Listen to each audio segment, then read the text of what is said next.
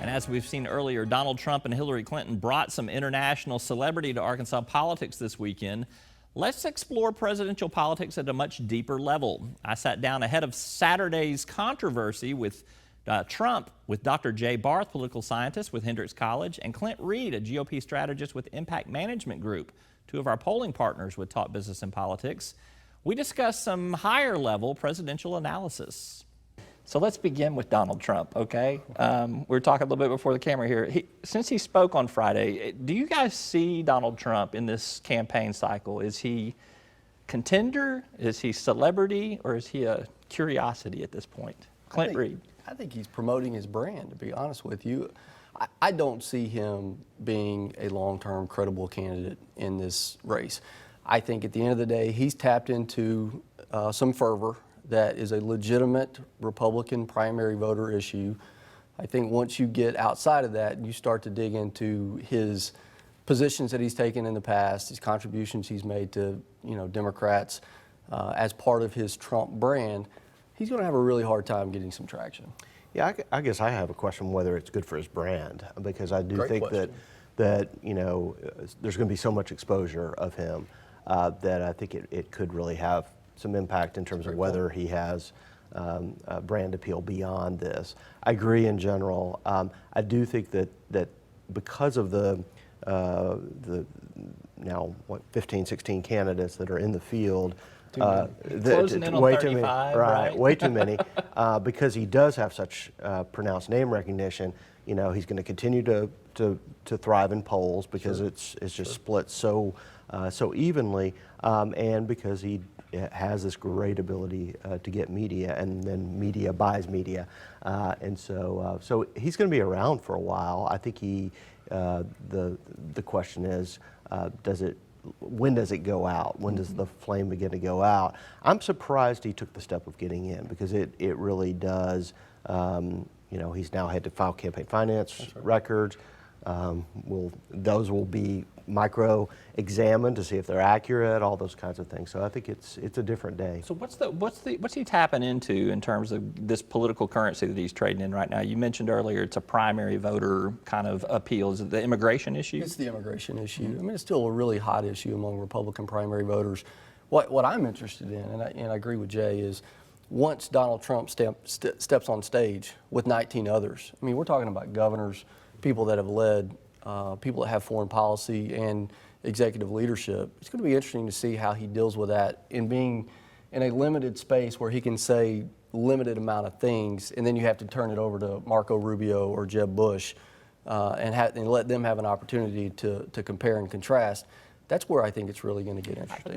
I think the problem for the Republicans, though, when you have 10 folks on stage, it's really that candidate who has that ability to make that pithy remark. And I think Mike Huckabee and Donald Trump have some real advantages because they are media savvy. They've really done that. They've spoken in those 10-second bites that catch a phrase. I'm not so sure, too, that Donald Trump doesn't stay in for longer to try to turn around the business brand beating that he's gotten. He had so many endorsements and advertisers and relationships drop off. I mean, he may now be at the point where he says, I've got to stay in and try to turn this sinking ship around. Yeah, exactly. Yeah. Do you think he could be a third party or an independent candidate eventually, like we saw Ross Perot back in the 90s? Yeah, I do. I think he has the ability to self-finance. He put out his net worth of $10 billion. If he were to spend a tenth of that, that makes a legitimate financial investment in a presidential campaign. To me, though, the Republican primary, we're talking about not just Iowa and New Hampshire and South Carolina, though I think those are important in terms of momentum. We're starting to look at delegate counts. I mean, where do you go pick up delegate counts in the Midwest and in the western part? Just because if you think about Jeb Bush raising $115 million, he has the ability to do that. Marco Rubio and all these has some ability to do that too. But the super PACs, does it provide longevity into the primary? And I think it does. It's going to be very interesting to see. Yeah, my original question was about him Ross Perot-ing this thing. Yeah, my gut is once a candidate gets in a primary field, it's a little harder to take that step. I think it's easier to always be an outsider if you never kind of get in. I mean, we have seen some third-party candidates who've taken that step. John Anderson now nearly I guess 40 years ago Right. is maybe the last one. But You're showing your age now. You just had a birthday. remember that day. Yeah, that's right. Yeah, right. But I think it's easier for a Ross Perot to always be running against both parties, and you know, I think Trump would have to bail pretty quickly if he's going to take that tack. I agree. All right, so Hillary Clinton in town on Saturday, too, to speak to the state's Democrats. Now that she's been in the race for a while now, it's been several weeks now, are we starting to see some of her strategy develop? I mean, there was just so much coyness about what she would do and how she would do it in those, you know, the earlier months leading up to her actually formally stepping in.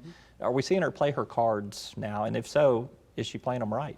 One of the things that was telling to me in her latest FEC report was it looks like that the Obama machine, the ability to be able to tap into the youth and the digital fundraising appeal is there. Mm-hmm. A lot of small dollar donations to Hillary.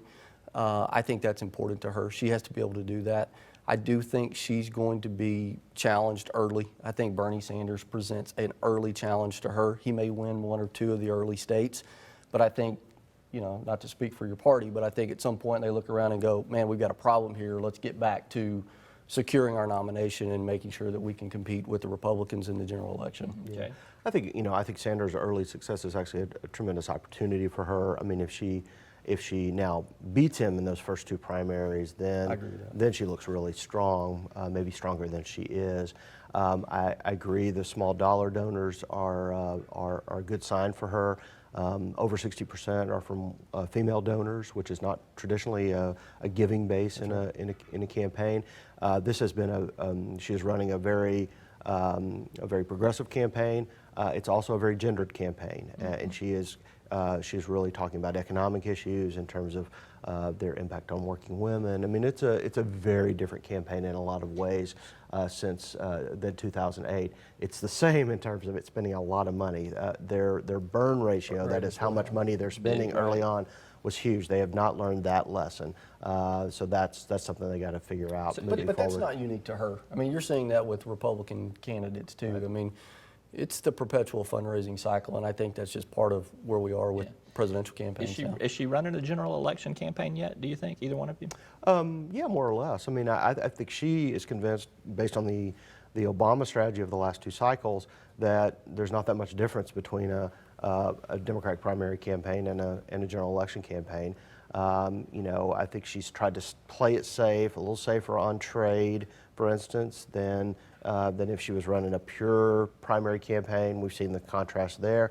Other than that, you know, Obama won by running progressive campaigns and getting a large turnout among young voters and female voters and racial and ethnic minorities. I think that's her campaign that she's running. I think that's what she's going to run in the fall. What about message-wise, though? Yes, I do. I mean, I think she's having to deviate from, you know, the messages of the day, whether that's foreign policy or economics. She's still now having to look over to the side and say, yes, we're dealing with the more progressive messaging. But she's running a presidential campaign. She can do that. She should be able to do that if she's going to be the Democrat nominee. From all indications, she is doing that, and is doing it quite capably. So in terms of electoral strategy, she's got a demographic advantage, basically, doesn't she, if you look at what happened in the last presidential election cycle? She has electoral college advantage, as most Democrats do now, is that they have more states in the bank. They don't have 270 electoral votes, but they've got more electoral votes in the bank than the Republicans. That's an advantage. It's not the end all and be all, but it is an advantage, and she's really just trying to play that, play what we have seen President Obama do the last two cycles. I do think that President Obama's slight uptick in approval ratings is quite helpful to her. He's more popular than he was a few months ago. Geography of where the eventual Republican candidate comes from matter? Not as much to me as it used to. I think to me, and this is where the Trump issue is critically important, the illegal immigration issue, if that becomes a central point in which Republicans can't show, you know, at least some ability to be open-minded about things on the immigration issue. I'm not saying you have to embrace illegal immigration, but I think what Jeb Bush and what Marco Rubio bring to the table, the ability to be able to communicate with those people, number one, in their native language, and number two, be able to be sympathetic to where, you know, what their background is. And I think that's going to be critically important to where Republicans look at 270 and say, can we get there? Colorado, New Mexico, Florida, obviously. You've got to have some of those states. Last couple of cycles, we haven't done. I'm Roby Brock. Welcome back to our Web Extra. I have Dr. Jay Barth with Hendrix College, Clint Reed with Impact Management Group with me. We're finishing up from some of our conversation on air. All right, so let's talk here. Who are your picks for the general election presidential matchup? If you had to pick today, I know it's a wide open Republican field, still not completely shored up on the Democratic side. Who do you go with if you had to put, we'll say, a small dollar bet on it, because we're not going to bet big money at this point. It's illegal in the state of Arkansas. I always point out. Hillary Clinton, I mean, clearly is going to be the Democratic nominee unless something truly bizarre happens. We saw the early campaign finance numbers this week, and I have to say that Jeb Bush's super PAC numbers were quite extraordinary, and I think he is, with his rollout of his campaign, he's kind of gotten over what were a very bumpy few months. It's still not pretty for him, but I guess if I had to make a small dollar bet, it would be on a Bush-Clinton matchup. Jeb, exclamation point, Hillary, arrow pointing to the right. Okay. Oh, I think Hillary is the nominee on the Democratic side. I do think Bernie may get one of the early states just as a surprise, but I think she nails it down pretty quickly after that. On the Republican side, Jeb Bush or Marco Rubio. I mean, I really do believe that. I think Scott Walker coming in right in there. I think Walker probably runs really strong in Iowa early on. And then it's going to be it's going to be really fascinating to see how Jeb and Marco square off in Florida. I mean, it's a huge state, huge ramifications. And then coming out of that, who has the financial resources to go into the big southern states, Super Tuesday? But I think at the end of the day, Jeb's money and the financial resources are going to be hard to compete with, but we're a long way to go.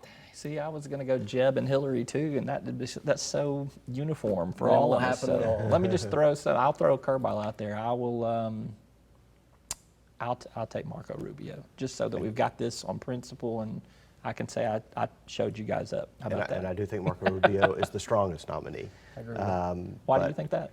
I just think he has generational reach. I think he does have more authentic reach into new voting populations.